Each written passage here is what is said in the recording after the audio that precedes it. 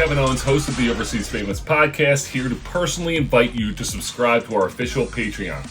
Are you guys ready to take your podcast experience to the next level? Well, with our Patreon, you can do just that. And the best part, pricing starts at just $1. It's like a pack of gum. Less per month. By becoming a Patreon member, you'll unlock a world of amazing perks. We're talking merch giveaways, signed items by our guests, shout outs on the podcast, exclusive content, and so much more. Not only will you guys get to connect with me and the Overseas Famous community on a deeper level, but you'll also gain access to behind the scenes content and early episode releases. So don't miss out on this incredible opportunity. Join our Patreon today and become part of the Overseas Famous family. Together, we will make podcast history. Thank you for your support and can't wait to see you on Patreon.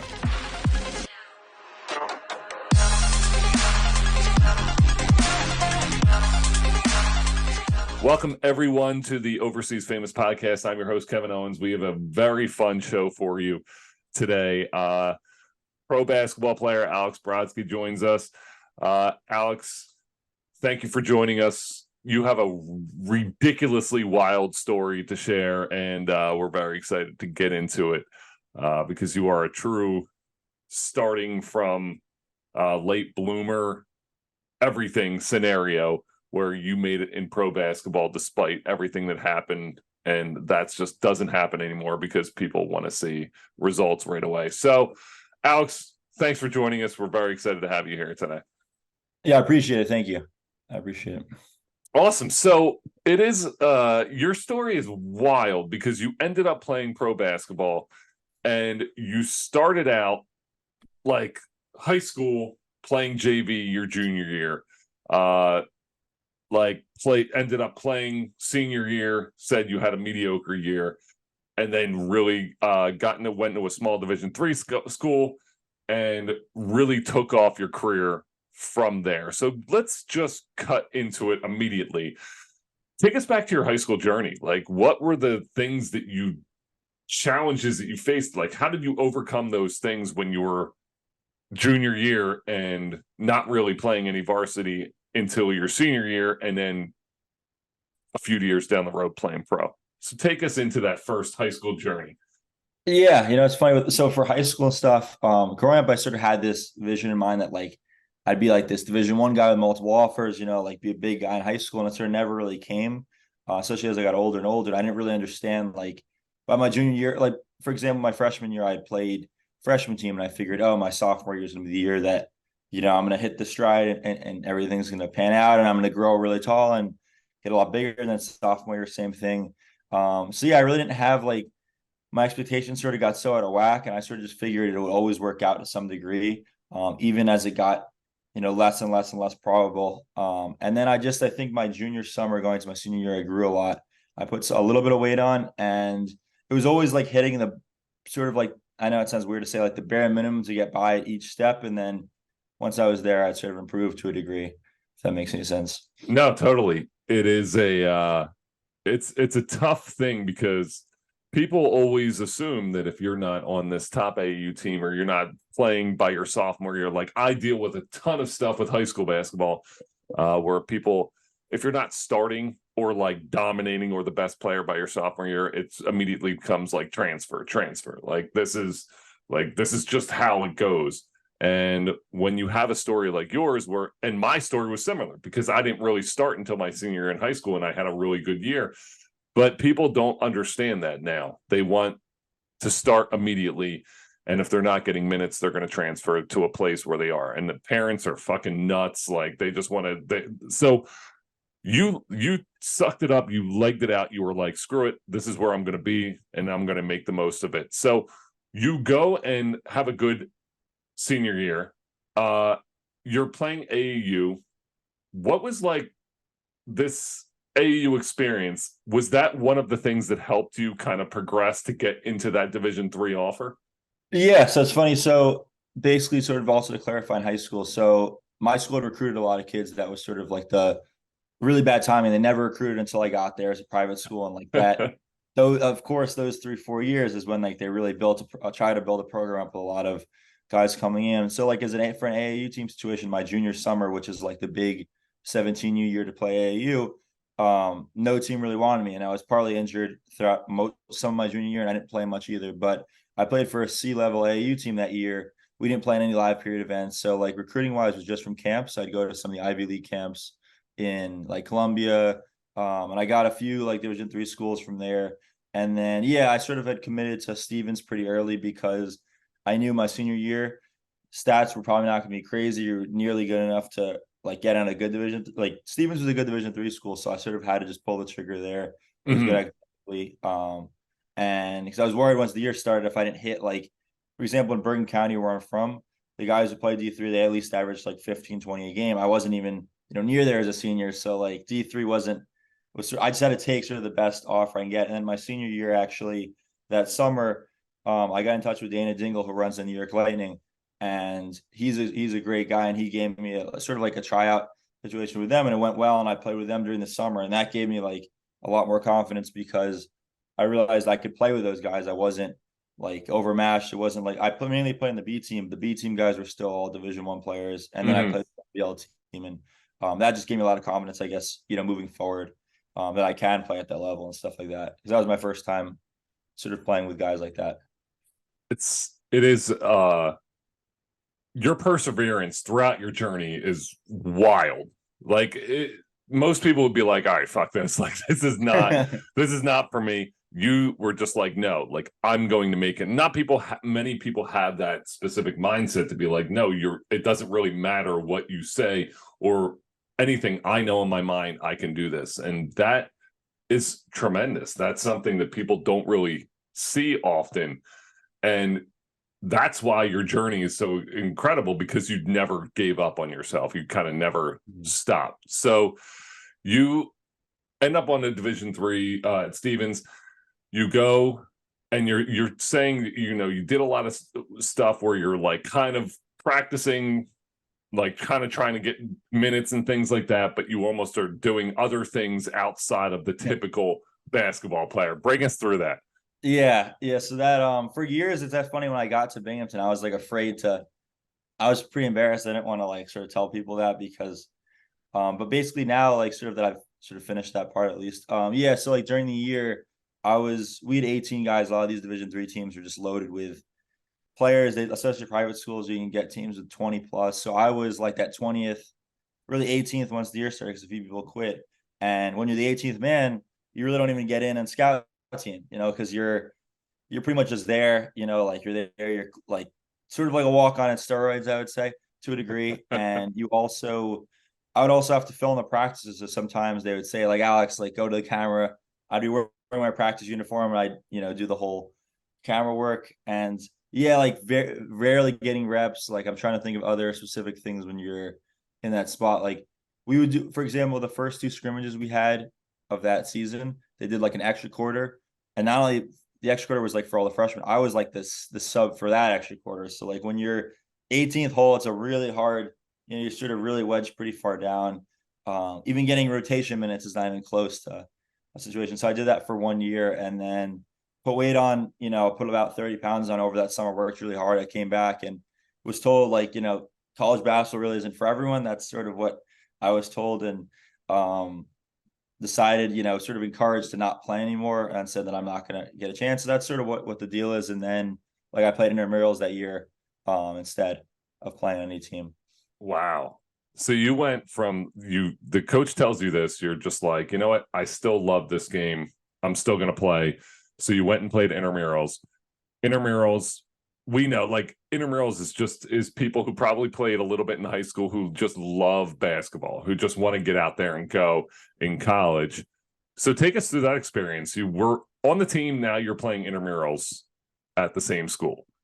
Yeah, so like the first week right after, because the way it works in D3 is like there's no scholarships, so like I didn't like violate any team rules. I could still, play in theory, but like once I left, I sort of quit, sort of quit. Yeah, I wanted to play basketball again, and I thought I could just walk on now to Division I school. Like that was the next train of thought, I guess. And whenever I told people that, they thought I was completely insane because you can't play D3. How are you supposed to move up to any other school? But yeah, I would just play intramurals because I love playing basketball. And I still wanted to be in shape, so I played. It was actually the second best intramural league at school. It wasn't even the top one, because the top one was for like Greek life. So this was like a co-ed one with like half people never played basketball before. It was pretty. My team was very good, but it was pretty much just like running up and down. I would do that, and I would just play pickup.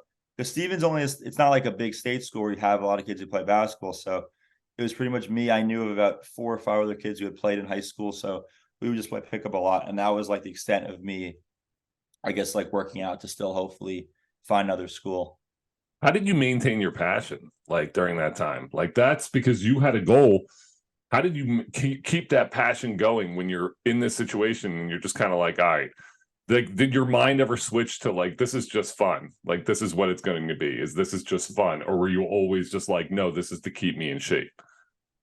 It's a good question. I thought for me, at least, like, I think once the year started, I would get not like jealous, right? It was so it's sort of like jealous and angry. Like I'd see other Yeah. people doing well, especially like some of my friends and everyone, all the kids at Stevens were really cool. My teammates were super nice. But I'd see them, progressing and doing well. And I was like, I want to, still be playing as well. And I would see other kids I'd played with, like doing well. So like I felt like that could never have been the last step at Stevens. Like that could not, I couldn't have mentally, I don't know what would have happened if I didn't, I would have just showed up at some school after or gone, whatever school that would have taken me. But like I knew whatever I had to do, I would be playing somewhere else. That was sort of my whole, game plan. And like it was just a really tough year because it took the entire year, to Yeah. find Binghamton eventually. It was not till August, but very hard year. Yeah, like just but yeah, I would say like I just really wanted to play still. Like intramurals couldn't have been the cap for me because in high school it was like I was waiting for college, and then like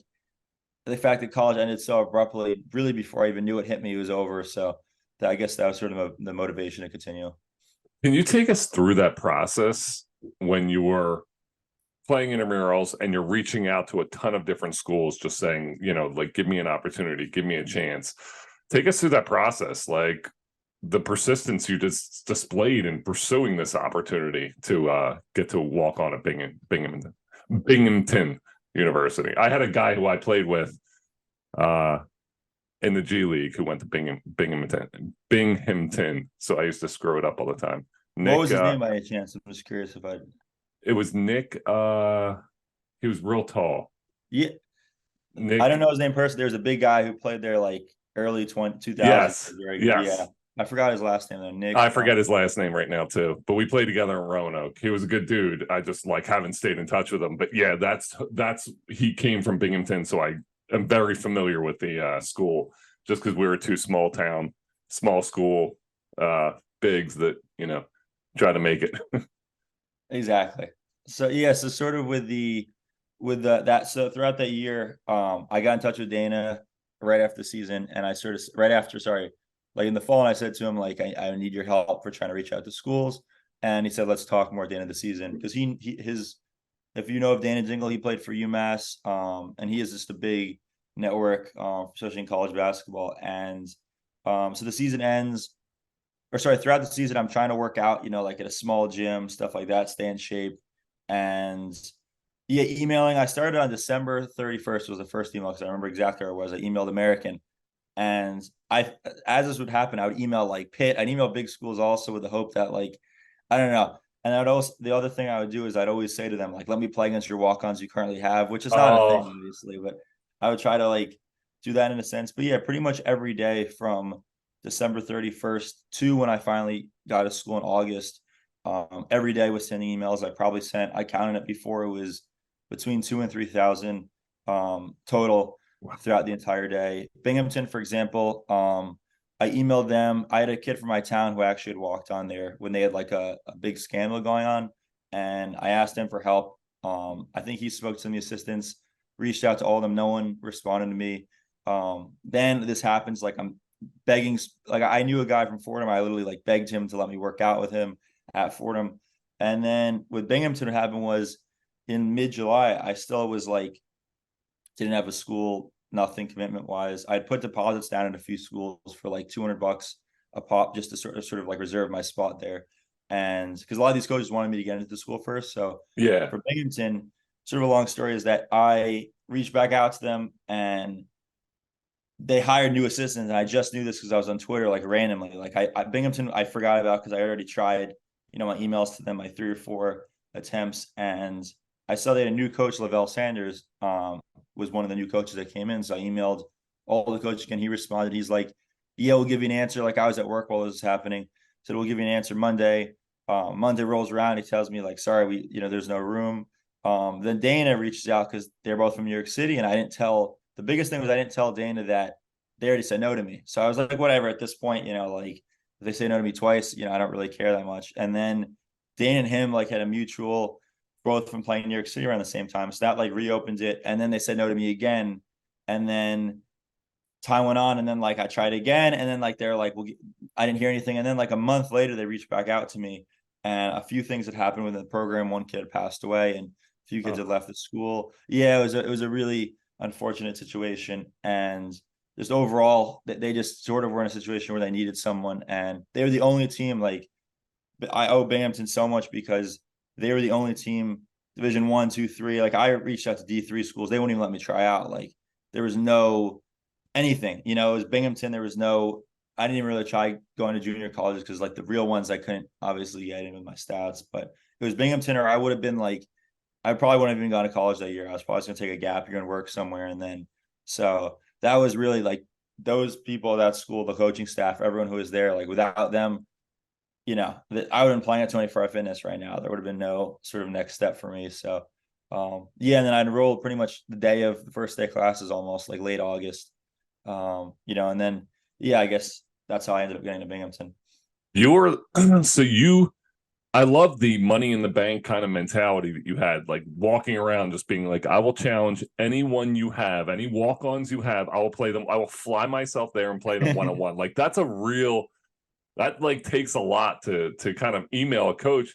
Because as a coach, if you're probably reading that, you're like, this dude's crazy. But like, I kind of like it. Like, I like the crazy, because if someone emailed me and was just like, hey, this is what, I think I can play here, I'd be like, okay, let's take a look and go into the logistics. But if it was persistent, there's like something about persistence that gets me kind of like, all right, they might have something, because I think that's such an important characteristic. And if you are that persistent where you're like, I'm going to challenge our walk-ons, that's probably what would have resonated in my mind, and be like, this dude can come in here. Let's bring him in. Let's have him like freaking full on Money in the Bank match. Like, you guys play one-on-one. Let's see what he's got. And no one took you up on that, huh? No, not really. Well, I also realized like that's not really, how it works. I'm not just gonna have like the walk-ons coming whenever. But whenever it is when you're talking about like, okay, like the scholarship players, there's so much due diligence. When a walk-on, obviously you have your due diligence as well. But if there's someone who's just like, listen, I will straight fuck up all of your walk-ons, like, it doesn't matter to me. That's something that I feel like would resonate with me, because that's something where you're just like, okay, this is, because it's a chance. Like, what a walk-on opportunity is a chance. And if you're looking at chances and you're like, well, this guy's willing to take a chance and, put it all out in the line, he's putting all his money in, that's something special. So I think there is something to that with your persistence to be able to say that, because it definitely had to have resonated in the back of someone's mind to be like, this guy's really crazy. He's good crazy. Let's bring him on. Yeah, it's funny. I was talking to one of the because what ended up happening was Lavelle ended up becoming the head coach, and that coaching staff ended up continuing to move up. But one of the coaches, his name is Pat, and yeah, he told me that he was initially the director of basketball operations, and now he's an assistant. He said that like we would always joke about, like the email situation and stuff like that. That they would always, because the email thread with just Binghamton was 40 emails long, so it was a lot of me like writing again 3-4 times, and a very shameless activities, but that was sort of, I guess, what it was to hopefully like pry the door open in a situation. And I would have been fine. The other option would have been to do a tryout at, I think Drexel is one of their schools I was talking about. Okay. But you never know also when you're there, like if they even have a tryout. Like, I can't bank on going to school, take a school just for this tryout situation. But the funny thing is, once I got to Binghamton, like the other walk-on they had, his name was Leo, and he was like, so it's funny when you look on I had no idea. So when I was looking at the roster, like Leo, for example, he's like a 5'10" white kid. He doesn't look like he's like this great basketball player. I thought like sort of like the eye test. Like I thought like, oh, I want to play against this kid. So when I got to Binghamton, and that was like my first time being exposed to like the level, I was playing pickup like right when I got there, and he kicked my butt. Like, he's one of my good friends still to this day. But like when I first got there, it definitely was a big learning adjustment. And we played one time, like I think right when I got there in the summer, and it was like a beating. Like he guarded me, I guarded him, and like the entire day, it was just, like he was a really good basketball player. Like he got a scholarship there. But when you're a lot of these people coming in, they think, oh yeah, the last guy in Division I team is, like it's easy. Like the level there, it was a huge difference, obviously, from even D3 and intramurals in the first place. So like that first year definitely took, I would say, till December was when I really like settled in basketball wise. That's great. So you go through Binghamton, you're there, uh, you are there for 3 years. You end up deciding to leave and pursue a pro career. Take us through that decision making process. Like, what was the process behind that for you to say, you know what, I think I'm ready? Or originally, actually, I'd gone Division II first, and I could sort of Oh, that's explain. right. Yeah, you did go. You moved from Binghamton. Take us through that step. Okay, so you left Binghamton. Why? What was the reasoning behind it? Yeah, so after the first year after COVID, when I came home, I thought like, if I Oh, really, was it a COVID? Oh, fucking COVID yeah, it was the was COVID yeah. extra year, which is I think really Any silly that I everyone think got. it's anytime there's just like some like malarkey that goes on with basketball, you're like, oh shit. And then someone's like, COVID, that was the COVID year. You're like, what? It was just lawless. Like nothing, there was no rules, there was no nothing. Everyone just kind of like, oh, COVID. Okay, yeah, that's probably why I don't know, did whatever crazy thing you did. It's like because COVID, like it's COVID. It's just And that COVID. that that It's was like a big. Vegas. Exactly. That literally the exact same mindset. That's exactly how a lot of this had happened. So I'm in Binghamton. I come home for COVID. Like I redshirted my first year. COVID happens. I come back to school. My weight always would fluctuate. So I came back. I was like 170 when I first got there. I was 215. When I show up back on campus, I put 40 pounds on throughout that first year. That whole summer, like I just lifted like pretty much 24/7, just worked really, really hard. And then I started to like I know you were at Monmouth, right? From what Yes. so how was the walk-on situation there? We had two walk-ons, both kind of like good high school players in the area, but it was the same thing. Like there was like a walk-on tryout. Like they just all the walk-ons who wanted to play came and played, and it was I think they just took the best ones. Like there was just because my friend Tim, who I'm still good friends with this to this day, Timmy was a good high school player and then made it through the walk-on process. But he was a manager the year before. Like he almost made it through that walk-on process the first year, and they're like, "Listen, we don't have a spot. Let's manage, and then you might have a shot next year." And he did that, and then ended up, being with us when we, went to the NCAA tournament. So it was a good experience. So that was his experience or Mama's experience. I know they had that kind of little, I don't know, open run or whatever, and they kind of just determined who was going to get it from there. Yeah, I know a lot of schools. I sort of had that for them. They gave me the manager situation also. But yeah, for Binghamton, so the second year I come back, I started to move up like in practice. I was doing pretty well, sort of knocking on the door in a sense. And then I realized in my head, like, like my teammates were super encouraging, the coaches really like my teammates at Binghamton were great. I still talk to a lot of those guys and they would give me comments to shoot the ball and stuff like that and play. And I never was felt like a walk on once. Obviously, once you're in the games come around, you're not playing much. That's sort of the indicator. But yeah, like I would hear always be ready, like those 2 years and ultimately what it is it's tough. We always had 15 guys when I was there. My position, we were really deep and we had guys on my team who transferred out with this whole COVID craziness and gone to other schools and been all conference and other leagues who weren't getting a lot of time at Binghamton. So like when I was playing around them and every day like they'd outplay me and then like gradually you're there and you're improving until like by the time I left, I knew I could play. And yeah, I went in the portal and I spoke to the coaches and said, like, I want to go somewhere Division II wise where D2 was sort of the goal. I wanted to get a scholarship. That was always a big deal for me. Yes. And the first one I ever got, I sort of committed there on the spot to Nyack they moved the campus from Nyack where I lived close to my house to Jersey City. So I go there Yes. my first year. I had some other schools reach out to me. I had a few other Division IIs that ended up offering me, which was a very cool experience considering from where I was at beforehand. And so I go to Nyack. I worked out with them. Everything was a great situation. I didn't realize a lot of these D2s have funding issues. Nyack had Uh actually permanently closed down this past last 2 weeks, I think. So Yeah. entire year there wasn't much of an infrastructure for me as like a graduate student. So basically when I was there for 2 weeks and I would commute. The practices were really early at night, really early in the morning or late at night. So I wouldn't sleep during the night. I was nocturnal to try to play there. So basically my schedule would be I'd wake up at 4 in the morning. I'd go to lift at 6 or 7 by the time I got to Jersey City with traffic, come back home, sleep from like 9 a.m. to 4 p.m., wake up again, do my homework, work a little bit. I worked part-time and then go to practice while virtually being on class, get there like at night because they didn't have their own campus or their own gym. So like it was just then I'd be at practice till like 12 a.m., come back home, just eat, just like hang out between. And I did that after 2 weeks. I just couldn't, take that anymore. So Yeah. I left and like this was supposed to be my big year, where I'm playing a lot. And then I had some other division twos midway through the year reach out to me. One was an HBCU, which would have been pretty cool. I would have been like the only white guy there, which would have been an interesting experience. And then instead I ended up getting citizenship to go to Israel.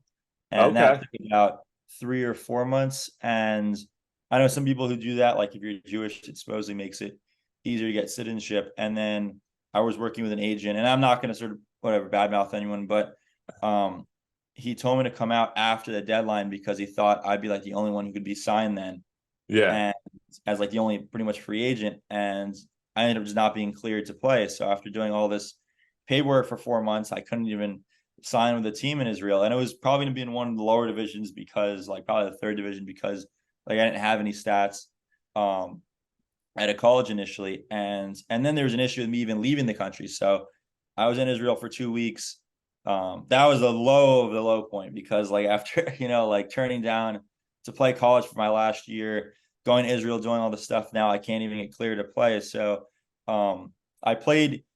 There are these two guys who so there's a team called Inter Aliyah. Aliyah is like that's the only Hebrew word I know. That's the process of making I'm gonna butcher it. It's Aliyah or Ali, some pronunciation to get your to come back to Israel. So I would just hang. They were like a fourth division team. I would just work out with them just to stay in shape and stuff, and playing little scrimmages. And I played in one of them, and I scored a lot. I forgot what the in like a half. I probably had I don't know a lot of points. I don't know really how to quantify it, but so I played like little scrimmages with them and stuff. And then they were super nice. They both had experience playing and coaching in high divisions in Israel, and they told me you're not going to get clear. Like you should just figure out next steps. And my agent would say, yeah, like stay ready. Like the next day or two, we should have an answer. So I didn't have like any gym to work out besides them. So I would pretty much just wander around Israel with like very little money I had from working. And then I finally decided to go home after the 2 weeks.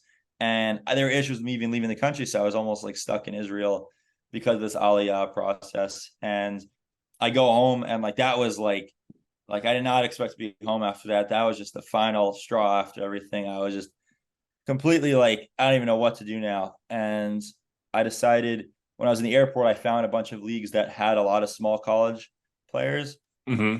Like one of them was like, oh man, like Armenia, which is a whole, I know you're familiar with the overseas, which is a whole mess to even stay Yep. away from. That was like one of the spots I was considering going to. And there's a league called the TBL, if you're familiar with that. It's Yes. so like a few TBL teams were I was sort of talking to them to try out. There was actually one who was going to have me come up to like Indiana. They were really nice. And basically what ended up happening is I emailed these teams and no one would respond to me. Like I'd go through a whole list, send about 150 on Facebook, translate the message to like Italian, translate the message to German, whatever the case may be. And with Luxembourg, the weird situation was so I came back and told these teams, I said like I played in two scrimmages and I said I averaged whatever. Like I sort of took the one scrimmage I played in and sort of like so I didn't say like I played like a full season. That would Yeah. have been really unethical, but I sort of did to put some numbers out there because I didn't have any numbers. And ultimately, with the funny thing with Luxembourg was so Luxembourg, there's three divisions. There's like the total league. It's a are you familiar with it too much? It's a very small country, Yes. obviously. It's a small country, but yeah, that's good. It's, I mean, it's, I had the opportunity at one time to play there. I got something after, but I never ended up playing there, but I've heard good things about it. It's always a league that obviously has their shit together from what I've heard. Like in terms of not paying people. Yeah, they're at least they're pretty good with that from my experience. And so they have the total league, which I'm sure that was the one You were Hmm. probably like the top league, and then they have the second league and third league. And I had a friend from Binghamton who played in the second league, and he had put numbers up. He was like 1,000 point scorer combined from JUCO and Division One. Like he's a very good player, and so I was looking at the third league because I thought there's no way a second league team is going to take a shot on me, and I didn't realize in Eurobasket there was like a glitch where my team was listed as a third division team and we were in the second league. So I emailed these teams. I'm like, I'll play for free. I'll pay for my own flight, whatnot. And they responded to me. And they're like, this was on a Thursday, and they're like, sorry, Tuesday. And then we spoke. The guy said there's one guy in front of us. He said we cut an American right now. We're going to bring another guy, but his son is sick or something. He had some weird the backup guy they're bringing in. So he's like, if you want to play for free, there's definitely an option right now. So I don't hear back. I write to them 7 times in a row. The chairman, I just keep writing to him like I'm in shape, like just throwing everything out there. And he finally writes back to me on like Thursday or Friday. He's like, when can you come out? So I flew out, used a little bit of money. Me and my parents split the flight, flew out that Saturday, got there on Sunday, and I was cleared. I think I practiced that Monday. I played like pretty much 72 to 100 whatever hours later. And I didn't even know it was second division until I got out there. And like obviously Luxembourg is a very small country and not the Euro League by any stretch, but the Americans, like the first game, which I could sort of is a funny story, is we played my friend's old team and they're Americans. One of them was like, because I'm a big basketball nerd, like I looked up all the stuff beforehand, like I knew sort of your path. I follow all the basketball stuff, and one of their Americans in the NBL1 had put up pretty big numbers there, and he was like a 2,000 point scorer in D2 practically. And the other guy was Division One All Conference. They're both like a few years removed from college, and so I forgot where I was going with this, but yeah, everyone was sort of like that. I would say American Yeah. wise, my teammate was a Division One starter. Obviously, it's not the big time. I'm not playing like Pro A in Germany or big levels like that, but American wise, the guys were all at minimum Division One or Division Two All Yep. Conference stuff like that. So yeah, I didn't even know that really till I had gotten out there, I'd say. So you get to Luxembourg, you are in a situation where you're working out with this team. What made it like what was the change that occurred that like propelled your career on a trajectory that it's on now? Yeah, so it's a good question. So I didn't really even have any expectations. Like when they picked me up, I was like, whatever, I guess I'm doing this. And everyone was so nice, and like it was a big culture shock. Obviously, I imagine your first time, being in Europe and stuff. Like we were in a small village. So yeah, I sort of was like, I didn't have any expectations. Like I'd watched one game, they played like a lower division team the first game when I was there. So I'd watched that. And yeah, like as practice was going on, like I didn't really I was sort of just gonna, whatever I sort of had like basic expectations. I'm like, I at least want to, score 10 points and at least be a factor in some Mm-hmm. aspects. And so it's funny with the first game, I play against these two guys and I say to like when the game started, I was asking my teammate like sort of about these guys because he had physically we had gone over a little bit beforehand, like, throughout the scouting stuff. I sort of had an Yeah. idea of some people, but I said to him, like, what do they do? And he's like, they could pretty much do everything. And once the game started, like it was like 15-4. I hit a layup to start off of just like a cut.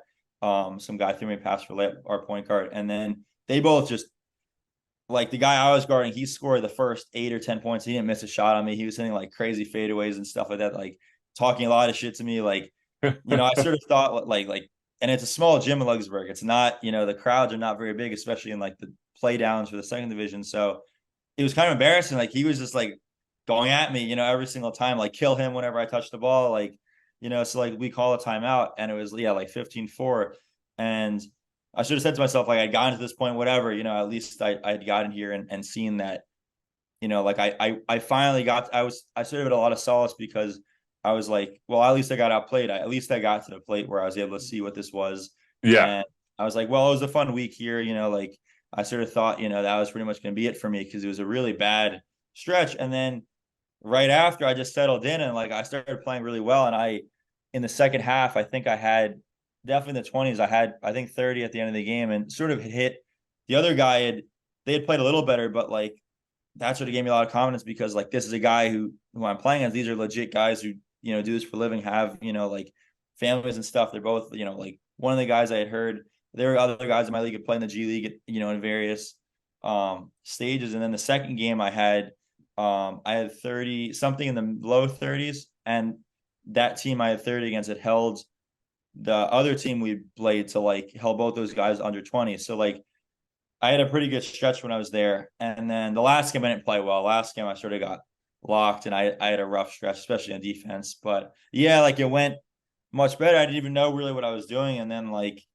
I had spoken to some agents after I'd finished playing there, and then I sort of stopped playing for a little while. Like my hip was bothering me, so I thought that was gonna be it. I had this experience, and then recently, like I decided I still wanted to play again. So, I'm speaking with an agent right now, and I guess doing the whole next steps potentially play somewhere else next year. That's great. I mean, you talk about the perseverance and is obviously key, but like what you've gone through, like getting your foot in the door and then excelling when you got your foot in the door. Because we've all been in those situations, like those make it or break it moments where it's, hey, if I do this, well, this could lead to this. And you had your make it or break it moment and you made it. And now you have those numbers. You have people who know that you can go out and drop 30 or 30 plus in games. And, you're obviously persistent and obviously able to put in the work. So, when you look at a player like you, that's something that you should, it's like you hold your head very high because that's some crazy shit. Like you definitely, you like fought your way into college basketball, you fought your way into professional basketball. And like, that's a crazy story. Like not many people will understand that, but that's like a movie story. Like you just were underdog. Like I always call myself an underdog, but that's like that's some true underdog shit. Like shit, I'm 7 feet tall. Like not for nothing, but there's not many underdogs who are that big. So it's really tough to call myself an underdog. You have that whole mentality, and you have a career in front of you. So when you think about this, obviously you're not going to stop being persistent. You're not going to stop emailing. You're not going to stop putting yourself out there. What does your agent do when you're doing all this? Is your agent just like, dude, shut the fuck up? Or is he like, yes, keep sending shit to all these teams? So it's funny. No, but also I think you still could be an underdog because coming from Monmouth, obviously, you're still coming from a low major. I know you have a lot of Yes. steps as well, so it's definitely at a much higher level. So it's still you're still in that I'm category. trying. I'm trying. But yeah, it's funny. So like I had stopped playing for so I got back in late April. I didn't touch a basketball really till I was retired. I wasn't playing anymore. So like my hip, I really couldn't even move for the most part, at the end of that time there. And then it started to feel a lot better and I started to gradually get back into it. So like at this point, like it's funny, like I don't know if I'm still gonna do the reaching out to teams as much because, like that only works, I feel like for if you want to play for free or play for no money. I'm trying to hopefully, I don't know how long I'll be doing this. I'm sort of just taking it on like a year-to-year basis or Yeah.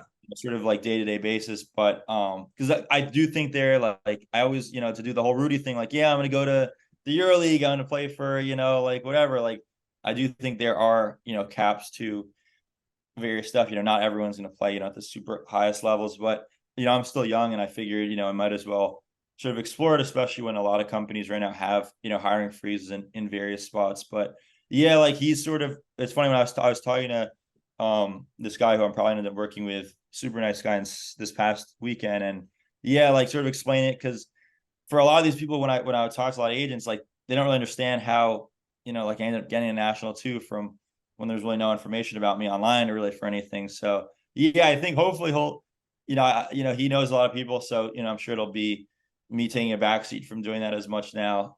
If needed, I definitely will go back to my Facebook reaching out if that's something that he suggests. But yeah, like hopefully I'll leave that, I guess, in the past. That was sort of, like to try to get out here in the first place. And now that I'm here, hopefully, I can get some opportunities a little easier at least. That's incredible. Your story is really it's inspiring and it's fun. I think not many people would take the time and commitment to do something, but at the same time, like even though you're looking at your career and you're like, well, I only played like this 1 year and it was Israel and it was Luxembourg and like that's all I got. Still, I always say like the nomadic presence is sometimes one of those things that sticks with you. Like you're gonna remember just fucking walking around Israel. Like, what do I do? Like, what am I doing here? Why am I here? Like, what is going on?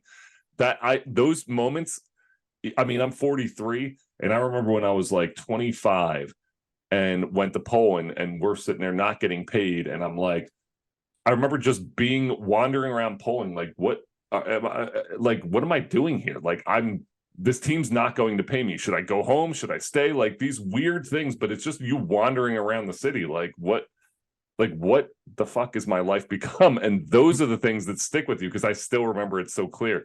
And, you had this opportunity in Luxembourg, and hopefully there's many more opportunities down the road with what you've proven you can do out there. But your story it really is. Like, I was thinking the Rudy thing when you were talking about that, like walking on, like that's what it is. You sit there, because I remember my friend Timmy, he actually got into a fist fight at practice against one of our Division I guys, because he was like hassling him and like working him at practice, like working our scholarship player. And they actually got into a fight. And I remember that just being like, damn, like that was Rudy. Like, this asshole thinks it's a Super Bowl. And that's what you have to have all the time. And that's what you obviously have shown that you have. You have this determination and ability to want to be something. And you said there's a cap on it, but guess what? You could still have a great career. Like, you have the world in front of you. I always say, when you're young and you have your foot in the door, the world is yours. And I think back of how I would replay things, but man, what a great experience. So I'm excited for you. I'm excited for what the future holds. And I really thank you for coming on today and sharing your story. No, I appreciate it. Thank you. Thank you for the kind words. Yeah, it's definitely very encouraging. So I appreciate it. Thank you. Well, Alex, we are looking forward to seeing what the next step is. Your hip getting better, you getting back out there, and keep showing that this perseverance can pay off. Because I know there's a lot of guys like Sean, friends of mine, Sean McCall, Jose Colorado. I don't know if you're familiar with them. They both are like working the overseas market just the same as me, and we talk all the time. But that's like, I know Sean and Jose are like experts on that side. So yeah, I'll have to link you guys up, because they're great people to talk to. Very cool. Well, thank you again. I really appreciate it. Well, thank you, Alex. It has been a pleasure. This has been the Overseas Famous Podcast. We will see you guys next week with some more fun overseas stories.